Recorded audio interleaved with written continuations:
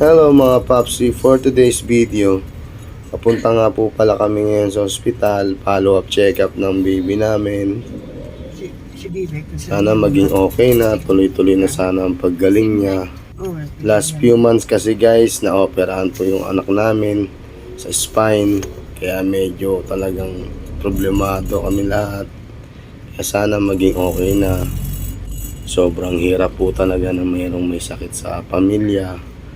Sa tulong po ni Lord, hindi niya kami pinabayaan at lagi siya nakagabay sa amin. Kahit papano, nagiging okay na ang lahat. Pasalamat din po ako sa pamilya ko, sa pamilya ng asawa ko, sa mga tumulong at mga nagdasal para sa baby namin. Thank you po sa inyong lahat. At ito nga pala si Miss Steph, siya ang nagbibideo sa atin ngayon. Maaga kami umalis ng bahay ngayon guys para hindi kami abutan ng traffic tsaka ng sobrang init. Minsan sa buhay natin may mga dumarating na pagsubok na kailangan natin magpakatatag para malampasan natin yung pagsubok na binigay sa atin ni Lord. Sabi nga nila, kung wala kang problema, hindi ka normal na tao. Minsan talaga darating tayo sa problema na hindi natin inaasahan. Kaya ang bawat pamilya manatiling kapit kamay para malagpasan lahat ng mga problema. May mga pagkakataon na hindi na namin kaya, gusto na namin bumigay, pero dahil mahal namin yung anak namin, hindi kami bibigay para sa kanya. Dahil alam namin marami siyang pangarap. Katulad namin, pangarap namin maging maayos ang buhay niya.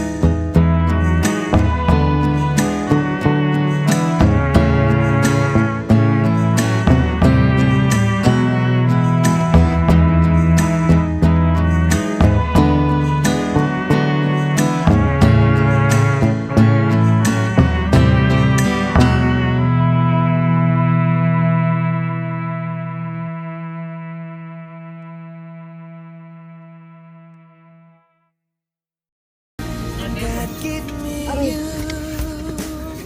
Sinang anima? Ah. Oh, sorry. Matakan eh. Hindi, pabalik-balik kami. Ang bilis nyo lang eh, no? Yung oras na. Ni John. Ayaw, magkalakay pala kayo. Oo. Ayan lang. Ito na kami. Ayan. Pumasok mo ba? Pasok. Ay, dito na. Ay, hindi. Sige lang kasi lalabas kami.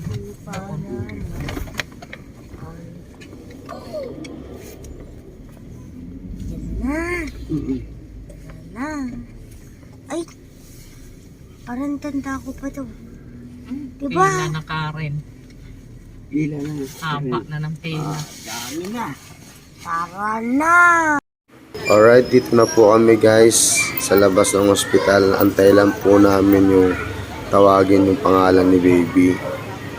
Medyo marami ng tao guys. Dami na nakapila. Yung iba dyan nakapila sa for operation at yung iba for check up.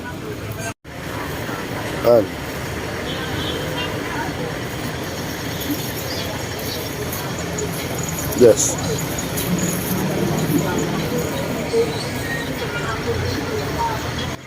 Mainit na naman ang panahon dito sa labas, pero antay-antay lang, matatawag din kami. Una kasi munang gagawin x-ray muna si baby para makita yung kung ano na nangyari dun sa inoperahan niya, kung kailangan pa bang operahan ng pangalawa. Pero sana hindi na kailangan, sana maging okay na talaga ang lahat. Need na lang talaga magpagaling. Kita nyo guys na napakaraming tao dito sa area na to. Mas lalo na dun sa kabila. Dito sa area na to, ito yung mga nag-aantay para sa schedule ng operation nila. Yung iba mga kasama ng pasyente. Araw-araw maraming tao dito. Andito na po kami sa loob, nakapila sa payment ng x-ray. Ang daming tao. After namin dito, papasok na si baby just sa x-ray room. Then doon na siya mag-aantay para maisalang siya.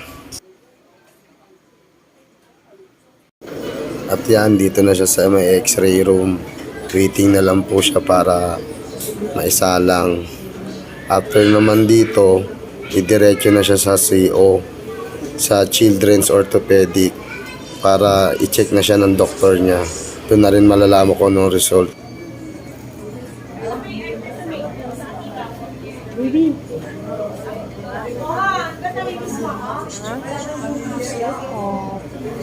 Check up. Straight.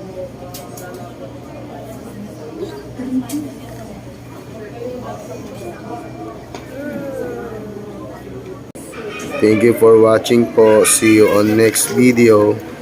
See ya. Peace.